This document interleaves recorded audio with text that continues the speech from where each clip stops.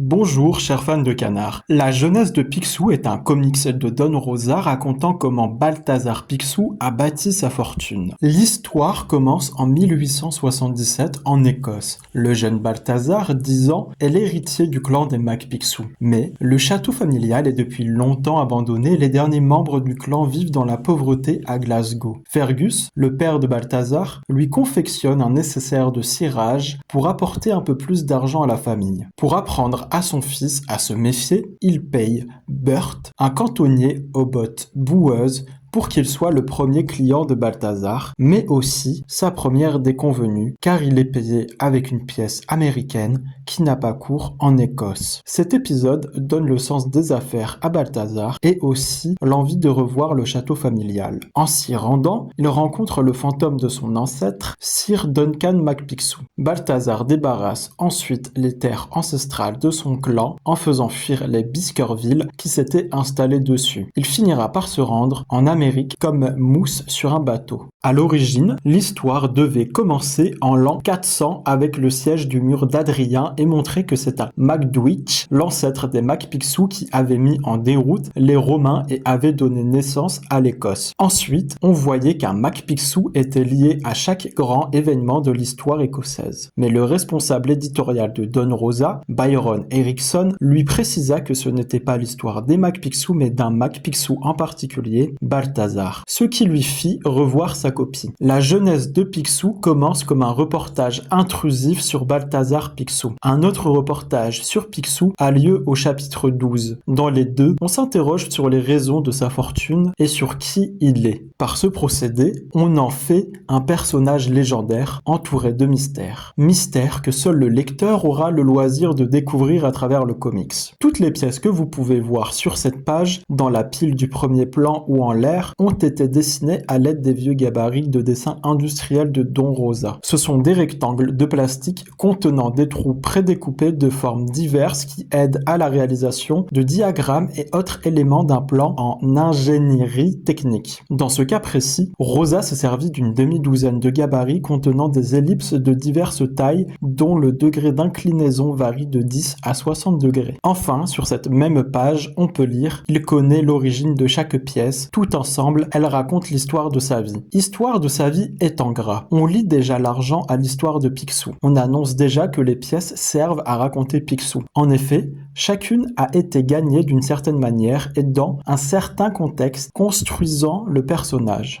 Chaque chapitre commence avec l'album Souvenir de Mathilda, la sœur de Picsou, portant sur les voyages de Balthazar sur le conseil de l'éditeur de Don Rosa, Byron, pour donner l'impression d'être des anecdotes inédites sur la vie d'un grand homme. Pourtant, je trouve que ce chapitre semble plutôt s'ouvrir sur un très vieil album. C'est censé déjà être l'album de Mathilda, mais je trouve qu'elle était trop petite pour commencer un album souvenir sur Picsou. On dirait plutôt un vieil album de la famille, MacPicsou, peut-être fait par Fergus, le père de Picsou. On peut y voir les dents du capitaine Kenneth MacPicsou, la montre du clan MacPicsou, le sous-fétiche, quelqu'un en kilt, ainsi que le château MacPicsou et une photo des sœurs de Picsou, Mathilda et Hortense. Il y a aussi une carte de l'Écosse montrant Rannochmore qui se trouve dans les Highlands écossais et, en son centre, Lostmore, où est situé le château. Lostmore n'existe pas, mais j'imagine que les Landes perdues donnaient un aspect mystique au lieu. On peut aussi lire le titre « Le dernier du clan MacDuck » qui a été préféré au titre original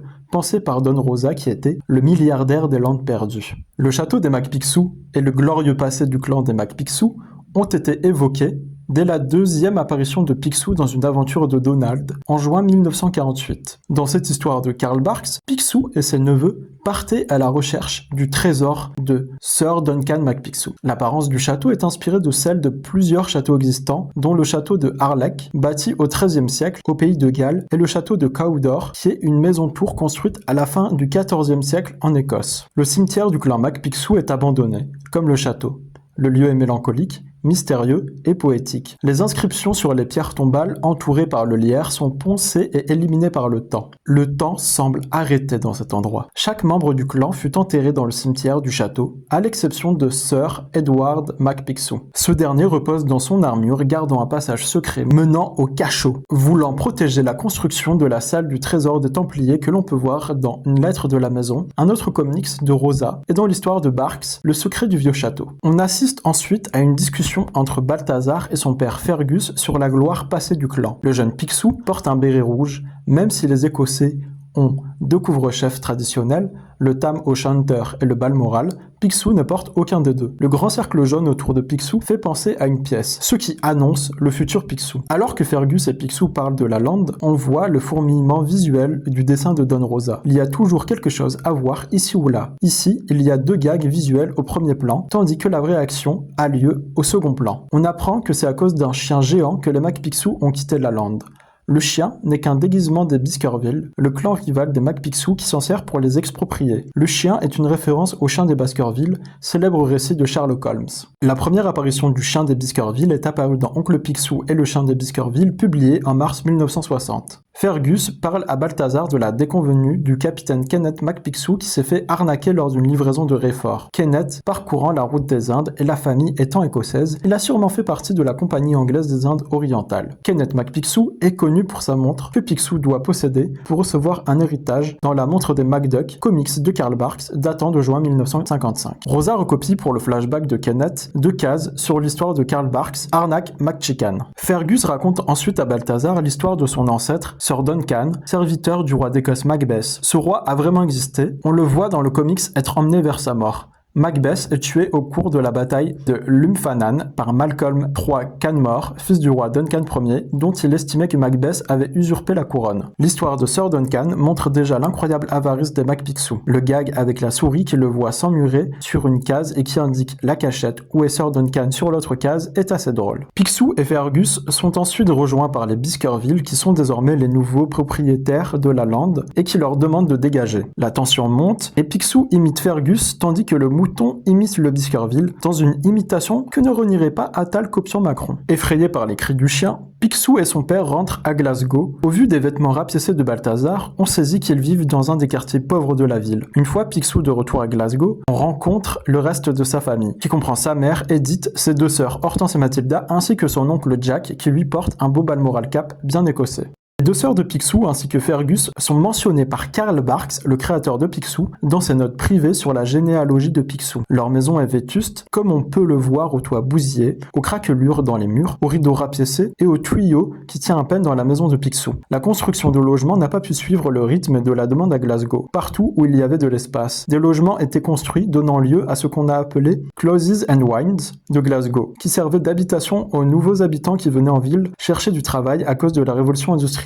Ils venaient principalement des Highlands, comme la famille McPicsou, et d'Irlande, afin de faire fortune. Fergus construit à Picsou un essentiel de cireur de chaussures. On apprend que Picsou approche de ses 10 ans au début du chapitre. L'enseignement était alors obligatoire de 5 à 12 ans pour les enfants britanniques dans les années 1870. Mais Fergus fabrique déjà à Balthazar un nécessaire pour travailler comme cireur de chaussures. Ça montre la grande précarité de la famille qui doit enlever Balthazar de l'école pour soutenir la famille. L'enfance de Balthazar, notamment son premier métier de cireur de chaussures, est évoqué par Karl Barks dans Le Visiteur Invisible en août 1963 et dessiné par Vic Lockman. En juillet 1964, Tony Strobel, un autre dessinateur Disney, reprend cette histoire du cirage de chaussures, lui apportant son premier sou. Le lendemain, on retrouve Balthazar peinant à trouver des clients. Fergus venant avec ses sœurs lui dire que ça ne devrait plus tarder. À chaque case où apparaît Mathilda, celle-ci perd un pétale de fleurs de son chapeau. Et ce, pas seulement dans cette histoire, mais durant toute la série. Don Rosa comptait combien de cases elle apparaissait dans l'histoire et dessinait ensuite son entrée avec ce nombre de pétales à la fleur. Comme cela, à la fin de l'histoire, sa fleur serait dénudée. Toutefois, lorsqu'elle apparaît pour la première fois avec son chapeau dans cet épisode, sa marguerite n'a déjà plus de pétales, simplement parce que cette histoire est la suite d'une scène de l'histoire Canard, Sense et Destinée, l'équivalent du chapitre 0 de la jeunesse de Picsou, au cours de laquelle sa fleur avait déjà perdu tous ses pétales. Fergus et Mathilda parlent ensuite du tour qu'ils vont faire à Picsou en lui envoyant Bert comme premier client. Bert est cantonnier. C'est une personne qui travaille à l'entretien des routes, des voies ferrées. Ce métier connaît une explosion pendant la révolution industrielle, où l'entretien des routes devient constant et régulier. Alors qu'il enlève la boue des bottes de Bert, Picsou dit qu'elle doit venir des marais de Mordred. Ce marais n'existe pas, mais Mordred est le nom du fils du roi Arthur. Après que Picsou ait fini de cirer les chaussures de Bert, il reçoit son premier sou, une pièce américaine de 10 cents datant de 1875. Balthazar jure ensuite qu'il sera plus dur que les plus durs et plus malin que les plus malins, tout en restant honnête et carré. Il acquiert ensuite le sens des affaires et on le voit vieillir légèrement, commençant à développer fait de petites rouflaquettes. Il vend à l'origine du bois, mais ça ne fonctionne pas bien, alors que quand il vend de la tourbe, les clients affluent. C'est tout simplement car la tourbe chauffe bien plus que le bois de chauffage. En quête de toujours plus de tourbe, il retourne au château MacPicsou et est attaqué par les Biskerville. Il est sauvé par un étranger qui se fait passer pour un gardien du château, qui est en réalité Sir Duncan. On peut voir que Duncan est un fantôme car il n'a pas d'ombre. Picsou et Duncan font alors un tour du château. Pour dessiner le hall du château du clan MacPicsou, Rosa s'inspire du dessin du hall de Camelot, le château du roi Arthur, par l'auteur Hal Foster dans une aventure de Prince Vaillant. En VO, le fantôme de Sir Duncan cite Macbeth, In fear of no man born a woman, lors d'une case où il dit que les MacPicsou n'avaient peur de personne sauf des collecteurs d'impôts. Duncan raconte à Picsou l'histoire de Sir William MacPicsou en mauvaise posture lors d'un siège en 946. Je n'ai pas noté de guerre cette année-là impliquant la Grande-Bretagne. Le siège décrit n'a donc pas d'inspiration historique. Picsou élabore ensuite un plan pour se venger des Biskerville, qui pillent les tombes des MacPicsou pour trouver un trésor en créant le spectre de Sir Duncan pour les terroriser. C'est drôle de se dire que chacun des deux clans se fait peur en créant un faux monstre. On peut voir comme inspiration lointaine pour le fantôme de Sir Duncan le Dullahan, qui sont des cavaliers sans tête du folklore irlandais, ou encore le chevalier fantôme du château de Blackness. En prétendant être le fantôme de Sir Duncan, le fantôme de Picsou dit en anglais « Je suis invincible, je suis la désolation », ce qui vient du comics de Parks, Le Canard aux culottes d'acier de février 1944. Enfin,